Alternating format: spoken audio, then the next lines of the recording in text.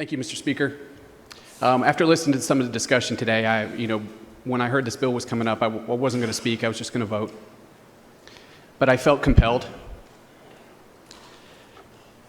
One of the things that really prompted me to stand up today is, we're talking about medical cannabis.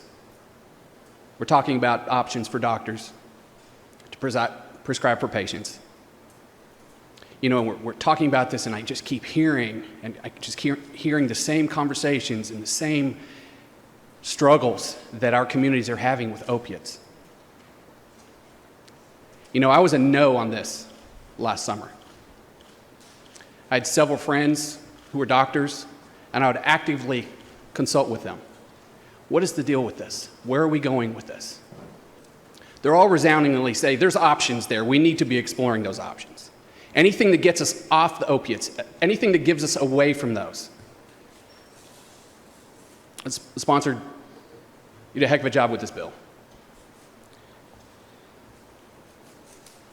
My change of heart from a no to a yes came when I read the article. Medical cannabis can reduce essential tremor, turns on overlooked cells in the central nervous system.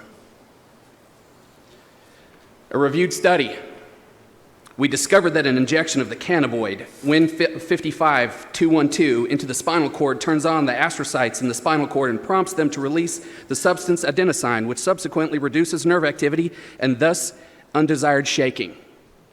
Parkinson's is debilitating. Watching someone with Parkinson's and their life is an awful experience. The tremors are something that have been a mystery in the to neurosurgeons and the neurosurgery community since their first discovery. This is a valid option. It's peer-reviewed. There's medical research behind it. We need to provide options.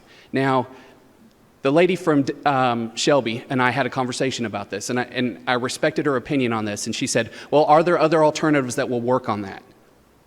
Yes.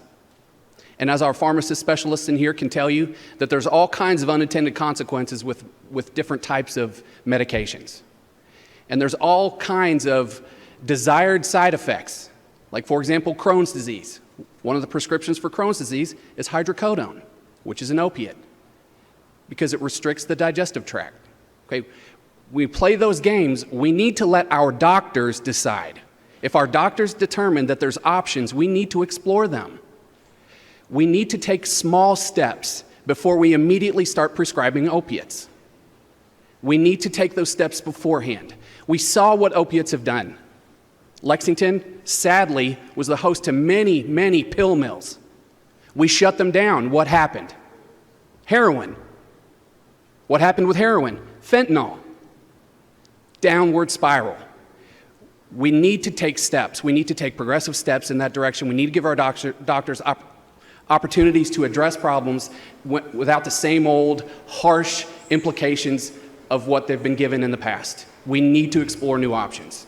Thank you, Mr. Speaker.